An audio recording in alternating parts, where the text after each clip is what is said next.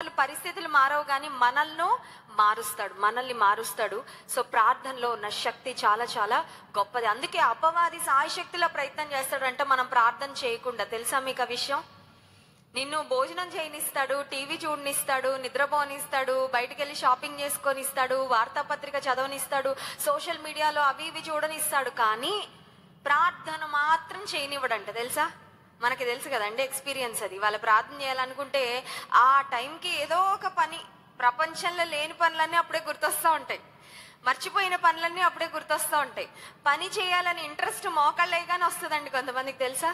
మోకాళ్ళు వేయగానే కొంతమంది నాకు ఫోన్ చేసి చెప్తా ఉంటారు, అక్క అదేంటో తెలియదు కానీ మోకాళ్ళు వేయగానే పెండింగ్ వర్క్లన్నీ గుర్తొచ్చేస్తూ ఉంటాయి ఇక మైండ్లో. మళ్ళీ అవి మర్చిపోతే ఇంక మళ్ళీ గుర్తురావేమో అనిపిస్తుంది అంట. అంటే అపవాదం అంటాడు, ఇప్పుడే లేచి నువ్వు వెళ్ళి ఆ పనులన్నీ చక్కబెట్టుకొని రా, ప్రార్థన ఎప్పుడైనా చేయొచ్చు కదా. అంతే కదండి, మనం ఏమనుకుంటాం, ప్రార్థన ఎప్పుడన్నా చేయొచ్చు, దేవుడు అక్కడే ఉన్నాడు, దేవుడు మనతోనే ఉన్నాడు, ఎప్పుడన్నా చేయొచ్చు ప్రార్థన. పొద్దున్న చేయొచ్చు, ఆఫ్టర్నూన్ చేయొచ్చు, నైట్ చేయొచ్చు, అర్ధరాత్రి చేయొచ్చు, తెల్లవారుజాము చేయొచ్చు, ఎప్పుడన్నా చేయొచ్చు. కాబట్టి ఎప్పుడో ఒకప్పుడు చేద్దాంలే అసలు ఎప్పుడు చేయమంట మనం ప్రార్థన. కొన్నిసార్లు అర్థమవుతుందండి, ఎప్పుడైనా చేయొచ్చు అని. కొన్నిసార్లు ప్రార్థనని ఎప్పుడూ చేయకుండా ఉండిపోతూ ఉంటాం. దేవుడు ఎప్పుడూ అందుబాటులోనే ఉన్నాడు కదా, పర్వాలేదులే, ఎప్పుడు మొరపెట్టుకున్నా ఉత్తరం ఇస్తానని వాగ్దానం చేశాడు కదా అని. కానీ దేవుని వాక్యం సెలవిస్తుంది, దేవుడు మీకు దొరుకు కాలమున ఆయనను వెదకుడు. ఇప్పుడు దొరికే టైంలో ఉన్నాడు, దగ్గరగా ఉన్నాడు నీకు. ఇప్పుడు పిలిస్తే పలకడానికి సిద్ధంగా ఉన్నాడు. ఇప్పుడు నువ్వు మాట్లాడితే, మొరపెట్టుకుంటే నీ మొర ఆలకించడానికి సిద్ధంగా ఉన్నాడు. నీకు దగ్గరగా ఉన్నప్పుడే నువ్వు వాడుకో, అవకాశాన్ని సద్వినియోగము చేసుకో. అందుచేత విశ్వాసంగా మనం ఒకటి గుర్తుపెట్టుకోవాలి, అదేంటంటే దేవుళ్ళు ఎదుగుతూ ఉన్న కొద్దీ అపవాది ప్రార్థన చెయ్యనివ్వకుండా చాలా ఐడియాలు, చాలా ట్రిక్కులు వాడు పన్నుతూ ఉంటాడు అనమాట. అందుకని అపవాది యొక్క తంత్రములు అనే మాట ఉంది, విన్నారండి? అపవాది యొక్క తంత్రములు. ఇంకొక మాట కూడా ఉంది, అపవాది యొక్క తంత్రములను మనము ఎరుగని వారము కాము. అంటే అర్థం ఏంటంటే, అపవాది ట్రిక్స్ అన్ని మనం తెలుసుకుంటే వాడి తంత్రాల్లో, వాడి కుతంత్రాల్లో మనం ఇరుక్కుపోకుండా మనం జాగ్రత్త పడతాం. హల్లెలూయా. మనం అంత తెలివి లేని వాళ్ళముగా ఉండకూడదు. మరి తెలివి ఎక్కడి నుంచి వస్తుందండి అంటే, అపవాది తంత్రములను తెలుసుకొని అపవాది తంత్రముల నుండి తప్పించుకునే జ్ఞానము దేవుని వాక్యం చదవడం ద్వారా మనము పొందుకుంటాం. హల్లెలూయా. కనుక ఉదయకాల సమయంలో ఎలా ప్రార్థన చేయాలో ఒక శక్తివంతమైన వాక్య భాగాన్ని ఉదయకాల సమయంలో మనం ధ్యానం చేసుకోబోతున్నాం. How to wrestle in prayer. ఈ రోజు నా వాక్యం యొక్క టాపిక్ ఏంటంటే, ప్రార్థనలో ఎలా పోరాడాలి. How to wrestle in prayer. ప్రార్థనలో పోరాడుట ఎట్లు. ఈ టాపిక్ లోకి వెళ్లే ముందు మళ్ళీ డిస్క్లైమర్ చెప్పాలనుకుంటున్నాను. అసలు నువ్వు ప్రార్థనే చేయకుండా అపవాది చాలా పోరాటాలు చేస్తూ ఉంటాడు. అర్థమైందండి? ప్రార్థనలో ఎలా పోరాడాలని మనం ఈరోజు ధ్యానం చేసుకోబోతున్నాం. అయితే అంతకంటే ముందు, నువ్వు ప్రార్థించకుండా అపవాది చాలా పోరాటాలు నీకు పెడతాడు. అపవాది నీతో కూడా పోరాడుతూ ఉంటాడు. ప్రార్థనా గదిలోనికి నిన్ను వెళ్ళనివ్వకుండా, నీ మోకాళ్ళ మీద నువ్వు పడకుండా, నువ్వు మోకాళ్ళ మీద పడినా ఇంకేదో ఆలోచనలోకి వెళ్ళిపోయేటట్టు, లేకపోతే ఇంకేదో నీరసం, ఇంకేదో బాధ, ఇంకేదో ఆకలి, ఇంకేదో ఫోన్ కాల్, ఇంకేదో ఎవరో వచ్చి తలుపు తట్టడం, ఇవన్నీ కరెక్ట్గా ప్రార్థనలో ఉన్నప్పుడే జరుగుతాయి. అప్పుడు నువ్వు దేవుడికి ఎంత విలువిస్తున్నావు, నీ పనులకు ఎంత విలువిస్తున్నావు బయటపడుతుంది. అర్థమవుతుందండి? ఎవరైనా వచ్చి తలుపు తట్టగానే, లేకపోతే బయట చిన్న శబ్దం వినబడగానే, కుక్క మొరగగానే నువ్వు పరిగెట్టి బయటికి వెళ్ళిపోతున్నావు అంటే, నువ్వు కుక్కకి ఇచ్చే విలువ దేవుడికి ఇవ్వడం లేదన్నమాట. అంతే కదా? చిన్న చీమ చిటుక్కు మనగానే నువ్వు లేసి వెళ్ళిపోతున్నావు ప్రార్థనలో నుంచి అంటే, చిన్న సెల్ ఫోన్ రింగ్ అవగానే ఇదేదో ఎమర్జెన్సీ కాల్ అన్నట్టు నువ్వు వెళ్ళిపోతున్నావు అంటే, నీకు దేవునితో ఉన్న అపాయింట్మెంట్ అంటే విలువ లెక్క లేదనమాట. డాక్టర్ అపాయింట్మెంట్కి వెళ్తామండి, డాక్టర్ ఎదురుగా కూర్చుంటాం.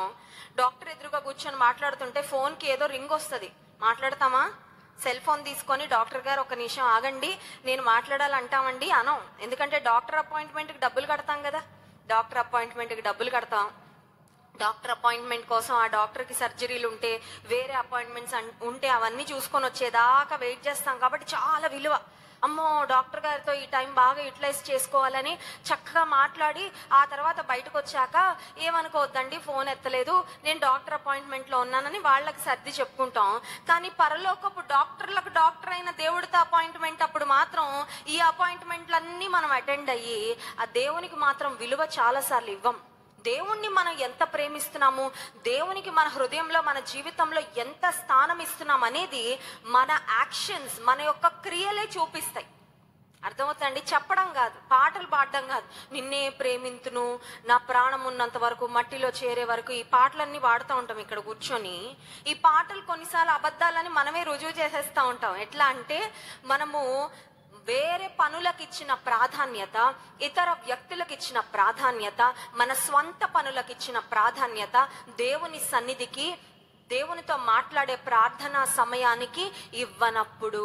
కనుక ప్రార్థన అంటే ఏంటంటే it is appointment with God. Hallelujah. దేవునితో అపాయింట్మెంట్. నువ్వు మోకాళ్ళే కానీ దేవుడు ఇలా వింటూ ఉంటాడండి. ఇప్పుడు నువ్వు మధ్యలో దేవా నేను అక్కడికి వెళ్ళేసి వస్తాను, ఇక్కడికి వెళ్ళేసి వస్తానంటే అర్థం లేనట్టే.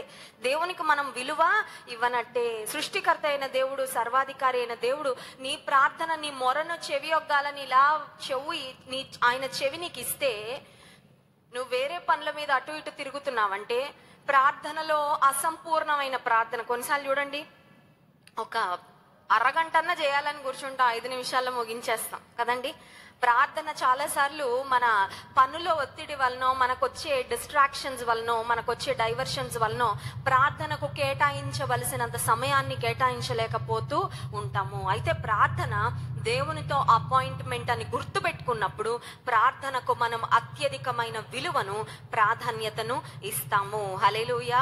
కిచెన్ పనులకు ఇచ్చే ప్రాధాన్యత కంటే, షాపింగ్ పనులకు ఇచ్చే ప్రాధాన్యత కంటే, నీ ఉద్యోగ పనులకు ఇచ్చే ప్రాధాన్యత కంటే, నీ బంధువులకు నువ్వు చేయవలసినవి, నీ బంధువుల నుండి పొందుకోవలసినవి, నీ స్నేహితులతో నీకున్న సంబంధాలు, వాటన్నిటికంటే దేవునికి నీవు అత్యధిక ప్రాధాన్యతనివ్వడం నేర్చుకున్నప్పుడు నీ ప్రార్థన జీవితము ఒక పటిష్టమైన ప్రార్థన జీవితంగా ఉంటుంది. హల్లెలూయా. దేవుని ఆశ ఏంటంటే సేవకులు ఒక్కలే ప్రార్థన యోధులుగా ఉండాలని దేవుని ఆశ కాదండి. ఎందుకంటే ప్రార్థన పరిస్థితులు మారుస్తుంది, ప్రార్థన శక్తివంతమైన కార్యాలు మన జీవితంలో జరిగిస్తుంది. కాబట్టి దేవుని ఉద్దేశం ఏంటంటే మనం అందరం ప్రార్థన యోధులం అవ్వాలని. హల్లెలూయా. ఇప్పుడు ప్రార్థన యోధులుగా ఎలా అవ్వగలమో దేవుని వాక్యంలో ఉండే ఒక వాక్య భాగాన్ని ధ్యానం చేసుకుందాం. ఫిలిప్పీ పత్రిక 4వ అధ్యాయము 2వ వచనం చదువుకున్న తర్వాత మనం ముందుకు వెళ్దాం. ఫిలిప్పీ పత్రిక 4వ అధ్యాయము 2వ వచనం. ప్రభువునందు ఏక మనస్సు గలవారై ఉండుడని యువోదియను, క్షమించండి, 1వ వచనం చదువుకుందాం. కావున నేను అపేక్షించి నా ప్రియ సహోదరులారా, నా ఆనందమును నా కిరీటమునై ఉన్న నా ప్రియులారా, ఇట్లు ప్రభువునందు స్థిరులై ఉండుడి. Be firm, be strong in Christ. ప్రభువులో మీరు స్థిరంగా ఉండాలి, ప్రభువులో మీరు బలంగా ఉండాలి. ప్రభువులో స్థిరంగా ఉండడం అంటే ఏంటి? What does it mean to be strong in Christ? క్రీస్తులో స్థిరంగా ఉండడం అంటే అర్థం ఏంటంటే నువ్వు ప్రార్థనలో స్థిరంగా ఉండాలి. You must have definite prayer time. ఒక ప్రార్థన సమయాన్ని నీ జీవితంలో నీవు కలిగి ఉండాలి. ప్రార్థన కొరకు నువ్వు సమయాన్ని కేటాయించుకోవాలి. ఎంతమందికి వారి జీవితంలో ప్రార్థన సమయం అనేది ఒకటి ఉంది? టీవీ సమయం ఒకటి ఉంటది, సీరియల్ సమయం ఒకటి ఉంటది కదండి. ఉదయాన్నే నేను ఈ టైంకి లేస్తానండి అని ఒక నిర్దిష్టమైన టైం టేబుల్ మనకు ఉంటుంది. ఇది టీ టైం అండి, 4 అయితే గంట కొడుతుంది కొంతమందికి, ఆ టైంలో టీ తాగాల్సిందే.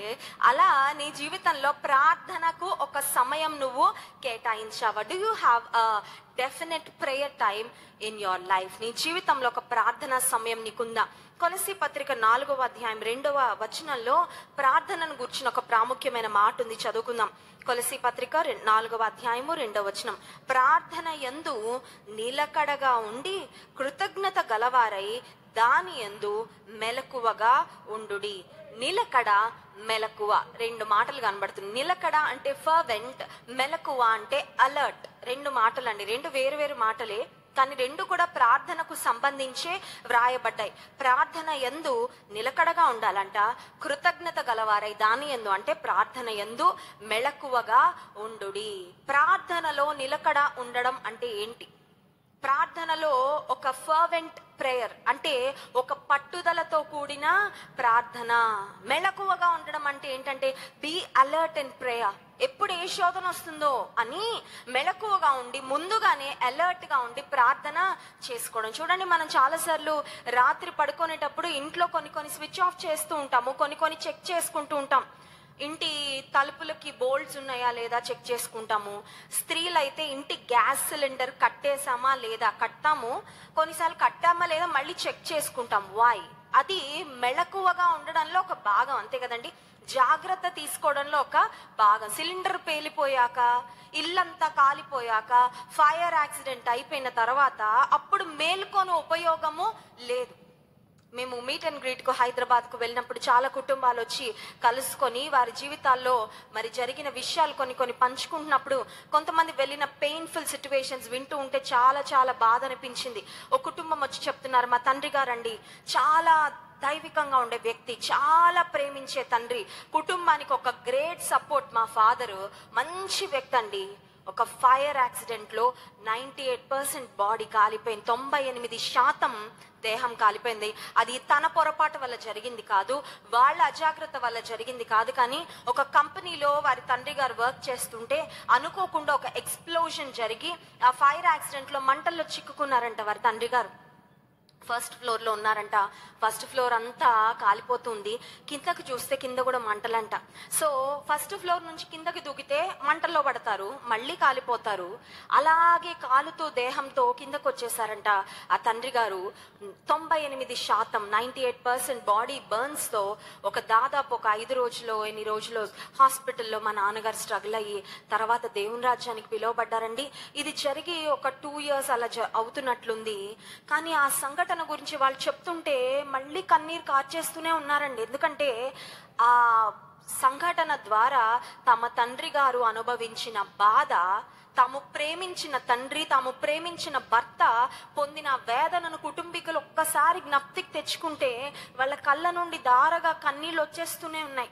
ఎందుకు ఈ మాట చెప్తున్నానంటే, కొన్నిసార్లు ప్రమాదాలు అయిపోయాక మేల్కుంటాం, చేసేది పెద్దగా ఏమి ఉండదు. ఆ కుటుంబంలో వాళ్ళ అజాగ్రత్త వలన కాదు, ఆ కంపెనీలో జరిగిన పొరపాటు వలన ఒక కుటుంబంలో ఇంటికి ఆధారంగా ఉన్న ఒక మంచి తండ్రి తన నిండు ప్రాణాన్ని పోగొట్టుకున్నాడు. ఎందుకు ఈ మాటలు చెప్తున్నానంటే, విశ్వాస జీవితంలో కొన్నిసార్లు మెలకువగా ఉండకపోవడం వల్ల ఎంత డ్యామేజ్ అవుతుందో, కొన్నిసార్లు డ్యామేజ్ మళ్ళీ మనం రెక్టిఫై చేసుకోలేమండి. ఆ డ్యామేజ్ నుంచి మళ్ళీ మనం కోలుకోలేనంత డ్యామేజ్ అయిపోద్ది కొన్నిసార్లు. అందుకే వాక్యం చెప్తుంది, ఈ లోక సంబంధంగా మీరు ఏమైనా నష్టపోతే కొన్నిసార్లు ఎలా పొందుకోలేరు, ఆత్మీయ జీవితంలో కూడా కొన్ని నష్టాలు వస్తే వాటిని మళ్ళీ మీరు వెనక్కి పొందుకోవడం చాలా చాలా కష్టము. అందుకే ప్రార్థన యందు నిలకడగా ఉండండి, ప్రార్థన యందు మెళకువగా ఉండండి. 2 మాటలు నాతో చెప్పండి, నిలకడ, మెళకువ. రాత్రిలో మెలకువ కాదు, ప్రార్థనలో మెలకువ. అంటే అర్థం ఏంటంటే, అర్ధరాత్రి నీకు ప్రార్థనలో మెలకువ వచ్చినా నువ్వేం చేయాలా? ప్రార్థన చేయాలి. హల్లెలూయా. కొంతమంది అర్ధరాత్రి నిద్రలో మెలకు వస్తే అటు దొల్లుతారు, ఇటు దొల్లుతారు, బయట వాకింగ్ చేస్తారు, మళ్ళీ ఒక స్లీపింగ్ పిల్ వేసుకుంటారు, ఒక సినిమా పాటలు పెట్టుకుంటారు, ఇంకేదో చూసుకుంటా కూర్చుంటారు. అది కాదు ప్రార్థనలో మెలకువగా ఉండడం అంటే. That is not what it means. నీకెప్పుడు మెలకు వస్తే అప్పుడు, నీకెప్పుడు డేంజర్ ఏదన్నా జరుగుతుంది అని అలాం కొన్నిసార్లు మనకి మోగుతుందండి, అవునా కదా? కొన్ని ప్రమాదాలు దేవుడు ముందే హెచ్చరిస్తాడు, వెళ్ళకు, నువ్వు బయటకు వెళ్ళకు, ఇవాళ ఇంట్లో కూర్చో అంటాడు. మనం అనుకుంటాం దేవుడా అది లేకపోతే ఏదోలే పోతే ఫోన్లే అనుకుని వెళ్ళిపోతామండి. కొన్నిసార్లు దేవుడు చాలా సైలెంట్ గా విస్పర్ చేస్తాడు, ఏదో కీడు రాబోతుంది, ఏదో ప్రమాదం పొంచింది, జాగ్రత్త అని. నువ్వు మోకాళ్ళు వేసి ప్రార్థన చేసుకుంటే ప్రమాదం వచ్చినా నువ్వు తప్పించబడతావు. హల్లెలూయా. అది ప్రార్థనలో మెలకువగా ఉండడము అంటే. ఎపఫ్రా అనే ఒక వ్యక్తిని గురించి ఈ కొలస్సీ పత్రిక 4వ అధ్యాయము 12వ వచనంలో వ్రాయబడి ఉంది. He is a model Christian. ఒక మాదిరికరమైన క్రైస్తవుడుగా ఈ వ్యక్తి మనకు కనబడుతున్నాడు. చూడండి 12వ వచనం. మీలో ఒకడును క్రీస్తు యేసు దాసుడునైన ఎపఫ్రా మీకు వందనములు చెప్పుచున్నాడు. మీరు సంపూర్ణులను, ప్రతి విషయంలో దేవుని చిత్తమును గూర్చి సంపూర్ణాత్మ నిశ్చయత గలవారునై నిలకడగా ఉండవలెనని ఇతడు ఎల్లప్పుడూ మీ కొరకు తన ప్రార్థనలో పోరాడుచున్నాడు. హల్లెలూయా. ఈరోజు నా అంశం అదే చెప్పాను కదండి, ప్రార్థనలో పోరాడడం. This man named Epaphra is wrestling in prayer for God's people. దేవుని ప్రజల కొరకు ప్రార్థనలో పోరాడుతున్నాడంట. కొన్నిసార్లు మన పరిస్థితి ఎలా ఉంటదంటే, మన కొరకే మనం పోరాడుకోము, ఇంకా పక్క వాళ్ళ కొరకు పోరాడడం ఇంకెప్పుడండి? అర్థమవుతుందా? కొంతమంది పరిస్థితి ఎలా ఉంటదంటే, నా భక్తే బాగాలేదండి, ఇంకా పక్క వాళ్ళ భక్తి కోసం నేనేం ఆలోచిస్తానండి, నేనే సరిగా ప్రార్థన చేసుకోవట్లేదు, ప్రక్కన వారి కోసం ఎలా ప్రార్థన చేస్తానండి. అలా ఉంటది మన స్థితి. ఈ ఎపఫ్రా అనే వ్యక్తి ప్రార్థనలో ఎంత స్ట్రాంగ్ ఉన్నాడంటే, విశ్వాసంలో ఎంత బలంగా ఉన్నాడంటే, దేవుని కొరకు ఎంత స్థిరంగా వాడబడుతున్నాడంటే, తను నిలబడమే కాదు, తన కొరకు తను ప్రార్థన చేసుకోవడమే కాదు, దేవుని ప్రజలు నిలకడగా ఉండాలని వారి కొరకు ప్రార్థనలో పోరాడుచున్నాడు. దేవుడు ఈరోజు సంఘంలో ఎలాంటి వాళ్ళ కోసం వెతుకుతున్నాడు తెలుసా? పరలోకం నుండి ఎలాంటి వాళ్ళ కోసం చూస్తున్నాడు తెలుసా? ప్రార్థనలో పోరాడే వాళ్ళు ఎవరైనా ఉన్నారా అని వెతుకుతున్నాడండి. హల్లెలూయా. అలాంటి అనుభవం నీకుంటే దేవునికి స్తోత్రం. అలాంటి అనుభవం లేకపోతే అడుగుదాం, ప్రభు నాకు ఇవ్వయ్యా. అడిగితే ఇవ్వడా? ఇస్తాడు. పలానా అమ్మాయిని నాకు పెళ్లి చేయ అంటే ఇవ్వడేమో. పలానా ఏదో కొండ మీద కోతిని ఇవ్వయ్యా అంటే ఇవ్వడేమో. ప్రార్థనలో పోరాడే శక్తి ఇవ్వయ్యా అంటే ఇస్తాడండి. హల్లెలూయా. ఎందుకంటే ఆయనకి ఇష్టం అది.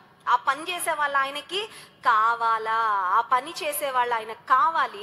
నీవు సమర్పించుకొని, ప్రభువా ప్రార్థనలో పోరాడే శక్తి నాకు ఇవ్వు, ప్రార్థనలో పోరాడే విశ్వాసం నాకు ఇవ్వు, ప్రార్థనలో పోరాడే ఆత్మ తీవ్రత నాకు ఇవ్వు. కొన్నిసార్లు కోపంలో తీవ్రత ఉంటుందా ఉండదా? కోపం వస్తే తీవ్రత కదండి, ముఖంలో తీవ్రత వచ్చేస్తుంది, మాటల్లో తీవ్రత వచ్చేస్తుంది. ఆ తర్వాత మన యొక్క పనుల్లో కూడా చాలా తీవ్రత, ఆ స్పీడ్, ఆ ఫోర్స్ కనపడతా ఉంటది. ప్రార్థనలో తీవ్రత కలిగిన వారి కొరకు దేవుడు ఎదురు చూస్తున్నాడు. హల్లెలూయా. ఈ ఎపఫ్రా దేవుని ప్రజల కొరకు ప్రార్థనలో పోరాడుతున్నాడు. అపోస్తలుడైన పౌలు కూడా రోమాలో ఉన్న దేవుని సంఘానికి ఒక ఉత్తరం రాశాడు. అది రోమా పత్రిక. ఆ రోమా పత్రికలో ఒక మాట అడుగుతున్నాడండి, మీరు కూడా నా కొరకు ప్రార్థనలో పోరాడండి అని అడుగుతున్నాడు. చూడండి, రోమా పత్రిక 15వ అధ్యాయము 30వ వచనం. రోమా పత్రిక 15వ అధ్యాయము 30వ వచనం అందరం కలిసి చదువుకుందాం. 30-32 వచనాలు కలిసి ఉన్నాయి. సహోదరులారా, నేను యూదయలోనున్న అవిధేయుల చేతిలో నుండి తప్పింపబడి యెరూషలేములో చేయవలసి ఉన్న ఈ పరిచర్య పరిశుద్ధులకు ప్రీతికరమగునట్లును నేను దేవుని చిత్తము వలన సంతోషముతో మీ యొద్దకు వచ్చి మీతో కలిసి విశ్రాంతి పొందినట్లును మీరు నా కొరకు దేవునికి చేయు ప్రార్థనల యందు నాతో కలిసి పోరాడవలనని మన ప్రభు అయిన యేసుక్రీస్తును బట్టి ఆత్మ వలని ప్రేమను బట్టి మిమ్మును బ్రతిమాలు కొనుచున్నాను. హల్లెలూయా. మొన్న నా బర్త్డే అయినప్పుడు మిమ్మల్ని కూడా బ్రతిమలాడాను, గుర్తుందా? మిమ్మల్ని ఏమైనా బ్రతిమలాడానంటే అందరి దగ్గరకు వచ్చి గడ్డం పట్టుకొని బ్రతిమలాడలేదు. ఇక్కడ నిలబడి మైక్ లో ఒక మాట చెప్పాను. అదేంటంటే, మీ నుండి నేను ఒక గిఫ్ట్ కోరుకుంటున్నా ఈ బర్త్డేకి. అదేంటంటే, నా కొరకు ప్రార్థన చేయండి. నేను దేవునిలో స్థిరంగా ఉండాలని, నేను దేవుని కొరకు ఇంకా బాగా పనిచేయాలని, ఇంకా బాగా వాడబడాలని, నా కోసం, నా కుటుంబం కొరకు, మన పరిచర్య కొరకు ప్రార్థన చేయండి. అడిగానా? గుర్తుందా మీకు? అడిగాను, ఫాస్టింగ్ ప్రేయర్ లోనే అడిగాను. ఇక్కడ అపోస్తలుడైన పౌలు అంటున్నాడు, మిమ్మల్ని నేను బ్రతిమలాడుతున్నాను. I'm requesting you and pleading you for something. కొన్నిసార్లు మనుషుల దగ్గరికి వెళ్ళి బ్రతిమలాడతాం. ఏమని? 1,00,000 రూపాయలు అప్పు ఇయ్యండయ్యా, ఇయ్యండయ్యా బ్రతిమలాడతాం కదండి. మనుషుల దగ్గరికి వెళ్ళి బ్రతిమలాడతాం కానీ ప్రార్థనలో బ్రతిమలాడలేం మనం. ఎందుకు? ప్రార్థనలో ఎందుకు బ్రతిమలాడలేకపోతున్నావు? మనుషుల దగ్గరికి వెళ్ళి బ్రతిమలాడినప్పుడు ఉన్న పట్టుదల ప్రార్థనలో బ్రతిమలాడడానికి నీకు ఎందుకు ఉండట్లేదు? మనుషుల దగ్గర బ్రతిమలాడితే బహుశా వాళ్ళు పట్టించుకుంటారో పట్టించుకోరో నాకు తెలియదు, కానీ దేవుని దగ్గర బ్రతిమలాడితే దేవుడు ఖచ్చితంగా పట్టించుకుంటాడు. హల్లెలూయా. అపోస్తలుడైన పౌలు అంటున్నాడు, నేను ప్రార్థనలో పోరాడుతున్నా, మీరు కూడా నా కోసము ప్రార్థనలో పోరాడండి. అపోస్తలుడైన పౌలు ఘనమైన సేవ చేశాడండి, ఘనమైన సేవ. ఆ ఘనమైన సేవ చేస్తూ ఉన్నప్పుడు ఈయనను చాలా మంది ప్రార్థనలో ఎత్తి పట్టారు. Hallelujah. They supported him through their prayers. నీ సేవకుడు అంటే నీకు నిజంగా ప్రేమ ఉంటే బలంగా పనిచేసే సేవకుని మీద రాళ్ళు కాదు నువ్వు వేయాల్సింది, నిందలు కాదు నువ్వు వేయాల్సింది, వాళ్ళ కోసం ప్రార్థన చేయి. నువ్వు అది వాళ్ళకి ఇవ్వగలిగిన బెస్ట్ గిఫ్ట్. హల్లెలూయా. అందుకే ఒక దైవజనుడు అంటాడు, the best gift you can give to any person is praying for them. నువ్వు ఎవరికైనా ఇవ్వగలిగిన బెస్ట్ గిఫ్ట్ ఏంటంటే వాళ్ళ కోసం నువ్వు చేసే ప్రార్థన. మీకు ఎవరంటే బాగా ఇష్టమా? మీ కుటుంబీకులంటే మీకు చాలా ప్రేమ? నీ తల్లి అంటే నీకు చాలా ప్రేమనా? నీ బిడ్డలంటే నీకు చాలా ప్రేమ? నీ మనవడు మనవరాలంటే నీకు చాలా ప్రేమ? నీ స్నేహితులంటే నీకు చాలా ప్రేమ? వాళ్ళకి నీ ప్రేమ ఎలా చూపించుకోవాలి నీకు తెలియట్లేదా? ఒకటి చేయి, వాళ్ళ కోసం ప్రార్థన చేయి. హల్లెలూయా. నువ్వు వాళ్ళ కోసం ప్రార్థన చేస్తే వాళ్ళకి కావలసినవన్నీ దేవుడు ఏర్పాటు చేస్తాడు. నువ్వు వాళ్ళకి ఇవ్వగలిగిన బెస్ట్ గిఫ్ట్ ప్రార్థనే. హల్లెలూయా. ఆ ప్రార్థన ఎప్పుడైనా చేయొచ్చు, ఎక్కడ నుండైనా చేయొచ్చు. ఒక సాక్ష్యం అండి, పోయిన వారంలో ఒక యవనస్త్రాలు మందిరంలో పరిచర్య చేస్తూ ఉంటుంది, ఒక చెల్లెమ్మ. ఆ చెల్లెమ్మ వాళ్ళ తల్లిగారు గల్ఫ్ లో ఉంటారు, ఆమె దుబాయ్లో ఉద్యోగం చేస్తూ ఉంటారు, పని చేస్తూ ఉంటారు. ఆమె ఆరోగ్యం అంతా పాడైపోయిందంటండి. చాలా సంవత్సరాలైంది ఆమె దుబాయ్కి వెళ్ళి ఉద్యోగ నిమిత్తం. కుటుంబం కొరకు చాలా కష్టపడి పనిచేస్తుంది ఆ తల్లి, ఎంతో శ్రమ పడుతుంది. ఆమె దేహం అంతా బలహీనం అయిపోయింది, ఎక్కడ చూసినా నొప్పులంట, లేచి పని కూడా చేసుకోలేనంత బలహీనం అయిపోయింది. ఇండియాకి తిరిగి వచ్చేద్దామంటే అప్పు బాధలు ఉన్నాయి. ఇండియాకి తిరిగి వచ్చేస్తే నా బిడ్డల పెళ్ళిళ్ళు ఎలా అవుతాయి, ఇండియా తిరిగి వచ్చేస్తే మా అప్పులు ఎలా తీరుతాయని ఆ యవనస్త్రాలు చెప్పింది. అక్క, మా అమ్మ వాడే మందులు ఇంత పెద్ద సంచి ఉంటాయి అక్క, ఒక పెద్ద ప్యాకెట్, ఆమె రోజు వేసుకునే మందులు. మా అమ్మ ఇంక ఈ రోగాలు నయం కావేమో అన్నంత నిరాశలోకి వెళ్ళిపోయింది అక్క. ఎన్ని మందులు వేసుకుంటున్నా తగ్గట్లేదు.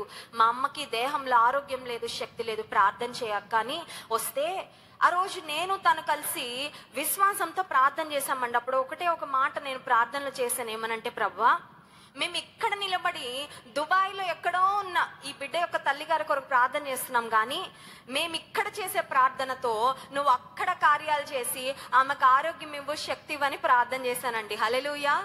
ప్రార్థన ఒక వైర్లెస్ కనెక్షన్. ఇక్కడ నుండి ప్రార్థన చేస్తే అక్కడ ప్రభుకి వినబడితే అక్కడ నుండి ప్రభు అక్కడ అవసరతలో ఉన్న వాళ్ళకి మేలు చేస్తాడు నీ ప్రార్థన ద్వారా. హల్లెలూయా. అదే చేశాను ప్రార్థన. నిన్న రాత్రి వచ్చింది, అక్క మీకు సాక్ష్యం చెప్పాలి, సాక్ష్యం చెప్పాలి. ఏంటమ్మా సాక్ష్యం అంటే, ఆ రోజు మీరు ఇక్కడ ప్రార్థన చేశారక్క, నెక్స్ట్ రోజు పొద్దున మా అమ్మ ఫోన్ చేసింది, నిన్న రాత్రి నుండి ఏ నొప్పి లేదే, ఎట్లా పోయాయో తెలియదని చెప్పిందండి. హల్లెలూయా. మందులు మొత్తం మానేసిందంట వాళ్ళ అమ్మ, మందులు మొత్తం మానేసింది, దేహంలో ఒక్క నొప్పి లేదు, ఎట్లా బాగైందో తెలియదని అని చెప్పిందంట. ఈ అమ్మాయి చెప్పిందంట, అక్క నేను నిన్న రాత్రి ప్రార్థన చేశాం.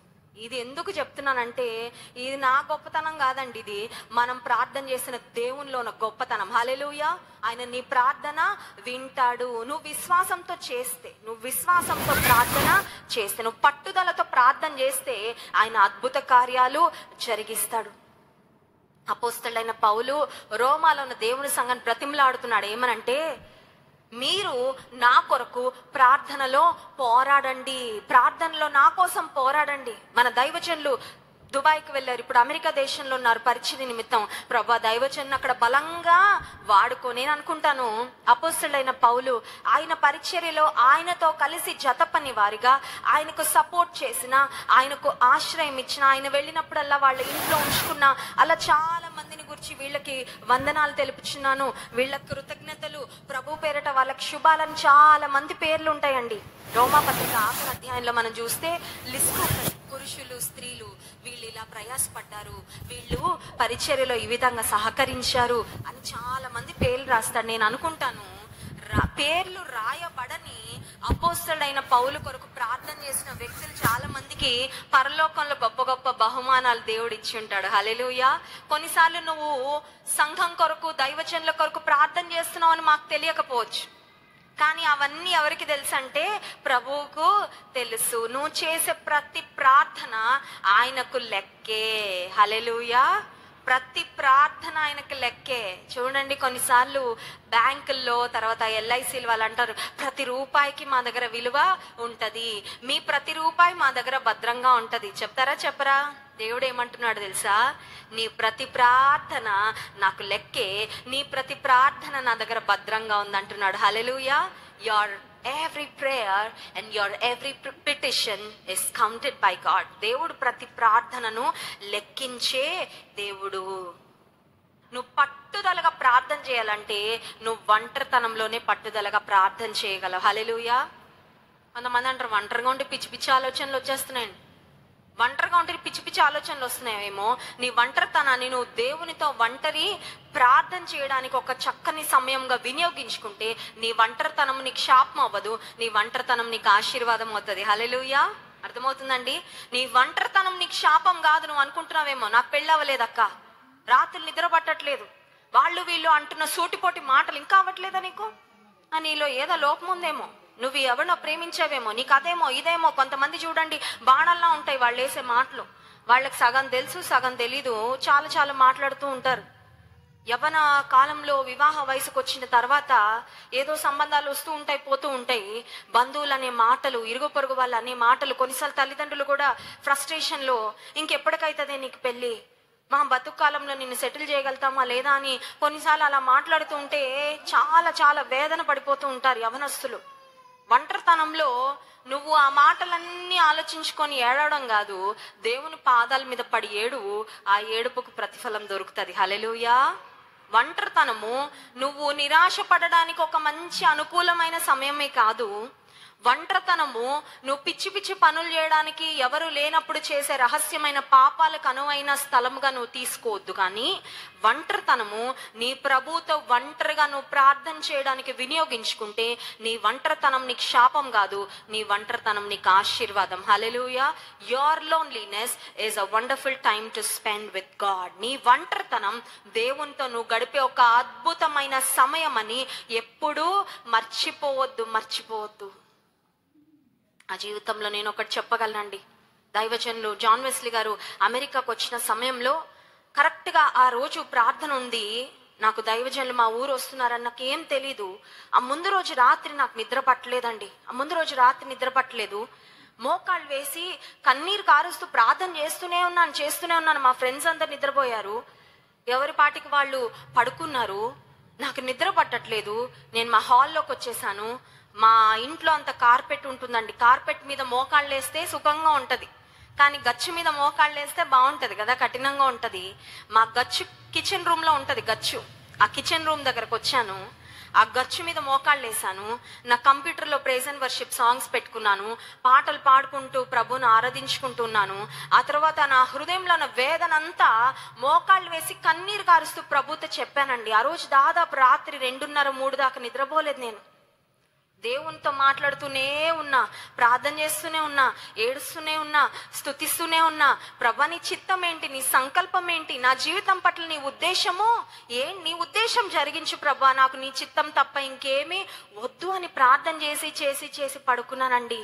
ఆ రోజు ఉదయకాల సమయంలో నాకు ఫోన్ వచ్చింది. ఈరోజు ఇండియా నుండి ఒక దైవజనుడు వస్తున్నాడు, అక్కడ వాక్యము మా ఇంట్లో చెప్తున్నారమ్మా, మీటింగ్కి రండి. నిద్రలో ఫోన్ ఎత్తానేమో, రాత్రి లేటుగా పడుకున్నానేమో. ఆ దైవజనుడు పేరేంటండి, ఏ ఊరు నుంచి వస్తున్నారండి నేను అడగలేదండి, ఎందుకంటే నిద్రలో ఉన్నా. ఫోన్ ఎత్తడమే కష్టంగా ఉంది. ఫోన్ ఎత్తి ఓకేలేండి ఆంటీ చూస్తాను అని పెట్టేశానండి. సరే లేచిన తర్వాత రెడీ అయిపోయాను, ఆఫీస్కి వెళ్ళిపోయాను. మళ్ళీ సాయంకాలం ఇంకా ఇంటికి వెళ్ళే టైం అవుతా ఉంది. ఆంటీకి ఫోన్ చేశాను. మళ్ళీ పొద్దున సరిగా మాట్లాడలేదు ఆంటీ, క్షమించండి, నైట్ లేట్గా పడుకున్నాను. ఎవరు వచ్చారు, ఎవరా దైవజనులు, ఎక్కడ మీ ఇల్లు అడ్రస్ ఏంటి, నాకు ఒకసారి పంపించండి అని మళ్ళీ మాట్లాడితే అప్పుడు చెప్పారు, జాన్ వెస్లీ గారు ఇండియా నుంచి వచ్చారమ్మా అని. అవునా, నేను ఎప్పుడు కలవలేదండి ఆ దైవజన్ని. కానీ ఆ దైవజన్ ఒక ఇన్స్పిరేషనల్ సేవకుడు, నిజంగా ఒక స్ఫూర్తిదాయకమైన దైవజన్ని, ఖచ్చితంగా వస్తాను. మన ఇండియన్ ఫ్రెండ్స్ ఇంకా చాలా మంది నాకు తెలిసిన వాళ్ళు ఉన్నారు, వాళ్ళందరినీ కూడా తీసుకొని వస్తాను. అందరికి ఫోన్లు చేశాను, జాన్ వెస్లీ అన్న వచ్చారంట, రండి అందరం వెళ్దామని. ఒక కెమెరా పట్టుకురండి, మంచి కెమెరా, మళ్ళీ జీవితంలో కలుస్తామో లేదో ఒక మంచి గ్రూప్ ఫోటో దిగుదామని చెప్పానండి నేనే. హల్లెలూయా.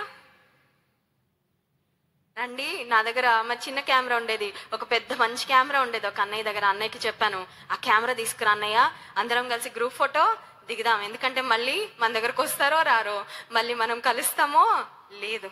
ఎందుకు ఈ మాటలు చెప్తున్నానంటే, ఆ రోజు రాత్రి నేను ప్రార్థనలో ప్రభుతో పోరాడానండి. హల్లెలూయా. దైవజనుడు వస్తున్నాడని నాకు తెలీదు.